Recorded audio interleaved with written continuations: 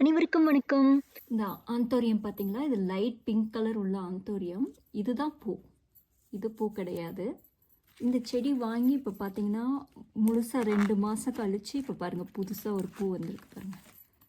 இங்க பாருங்க. எவ்வளோ அழகா இருக்குல்ல? ஒரு குருவி மாதிரி இருக்கு.